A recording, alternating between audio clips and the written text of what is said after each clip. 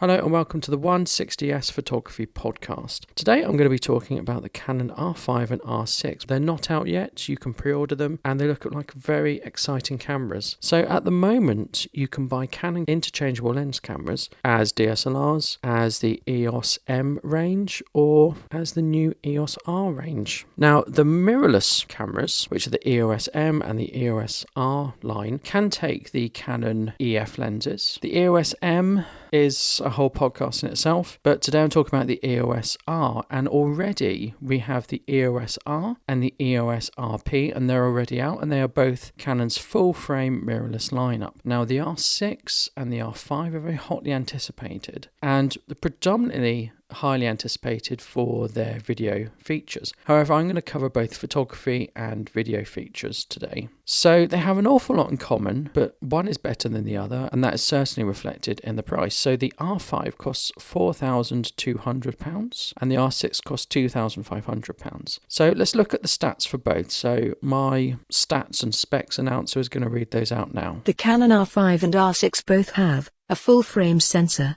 Shoot at 20 frames per second with electronic shutter and 12 frames per second with mechanical shutter. In-body IS which compensates for up to 8 stops. Dual pixel CMOS AF2. USB charging.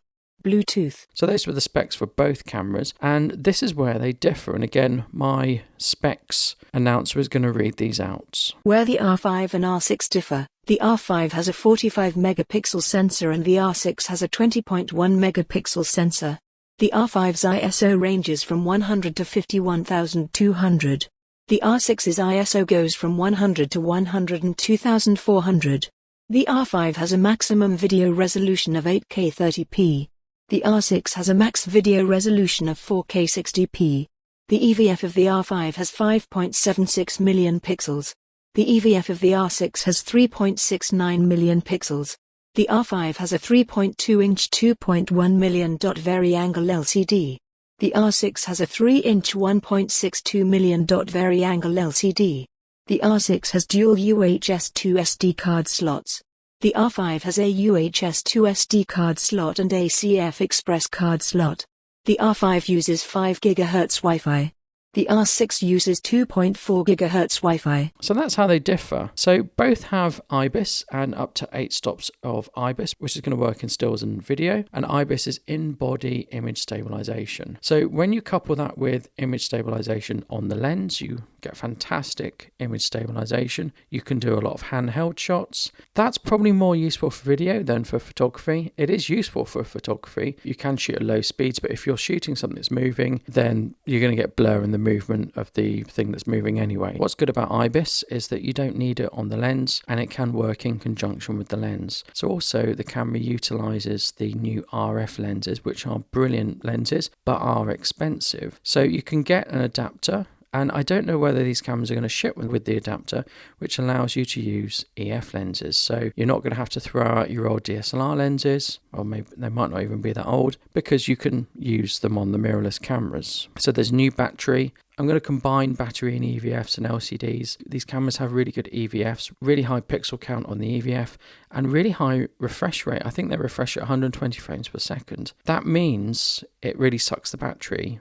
So I don't think you get a huge amount of shots out of it, maybe 200 shots on a battery, but you can lower the refresh rate of the EVFs if you want to prolong the battery life. So these are full frame cameras. They're both full frame cameras. All the EOS R cameras are full frame, and you don't get any crop. So your APS-C cameras from Canon have a 1.6 crop. So you have to multiply the focal length and the aperture by 1.6 to get a true reflection in full frame terms. None of that, although the EOS R6 has a 1.07 crop in video, I think, because it doesn't use the whole sensor, whereas the R5 doesn't have that. I don't think a 1.07 crop is really anything to worry about. Both cameras have the second generation of the dual pixel autofocus, so it should be better with eye focus and animal focus and just snappier. They have a ridiculous amount of autofocus points, something like 5,000 on the sensor, a ridiculous amount. So they're going to be really good for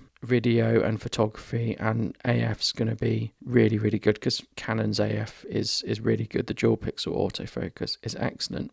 I've seen some of the pictures that have been circulated for the R5, and the pictures look good and the colours look very good, and it's a Canon camera, so we're going to get very good picture quality out of it. Interestingly, you've got to decide, do you want to go for the 45 megapixels or do you want to go for the 20 megapixels?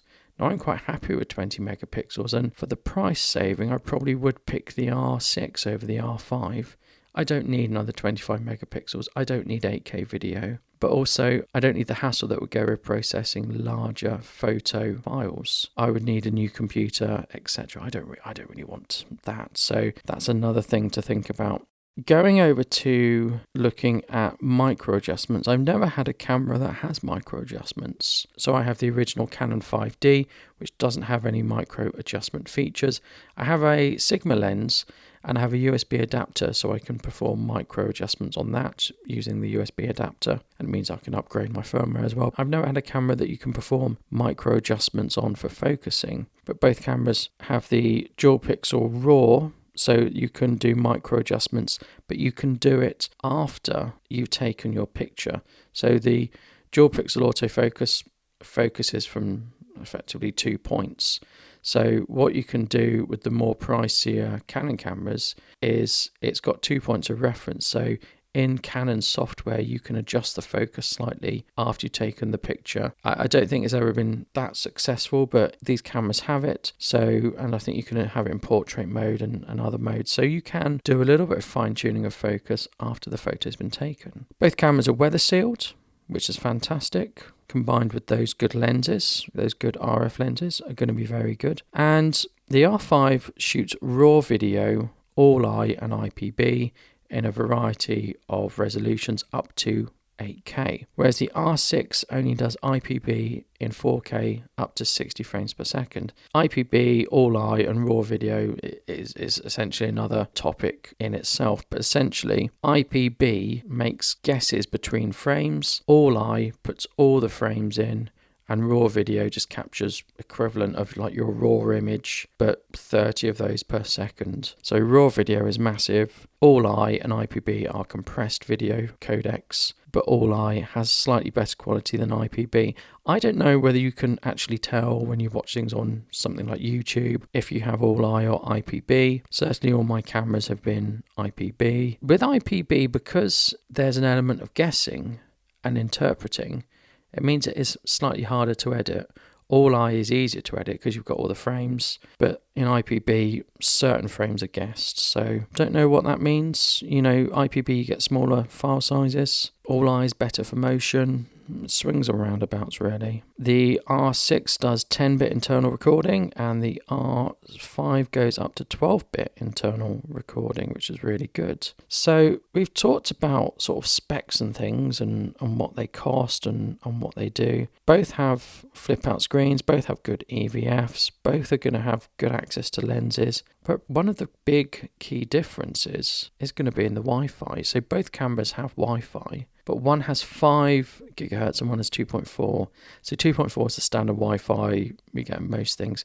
5 gigahertz is better Wi-Fi. So I'd imagine on the R5 you can probably transfer images to your phone much quicker and better, and of course they have Bluetooth. I have a Canon camera with Wi-Fi in and I've never used it, but I do use it an awful lot on my GR3. In fact, that transfers over Bluetooth. So it is immensely useful to be able to transfer your images to your smartphone and get them off there. And then, because I do mainly street photography with my GR3, I get them on my phone. I do some minor edits and then I have those images ready to publish. So I think the Wi-Fi could be quite a divider between the two, and really getting things off your phone quickly, you'd want the R5's Wi-Fi. So I don't really know any more about these, and I've obviously looked at specs and I've looked at some of their preliminary reviews. I've not been able to get my hands on one. I've not been able to try it out. One of the key things for me is I'm a second generation camera person. So I like it when a new camera comes out because it means the current lot of cameras drop in price. So an EOS R and an RP does appeal to me, but I think, they're a bit expensive. But with these new ones coming out, hopefully they'll drop in price and it's a bit more affordable to get an EOS R or an EOS RP, because those are good cameras. I know they're not perfect and they're not class leading like the R5 and R6, but they're still very capable cameras. So let me know what you think about the Canon R5 and R6. Is it just hype, or is Canon back on top again? Next week, I'm going to talk about the Canon EOS M line, which is sort of related to this week. Thank you. Goodbye.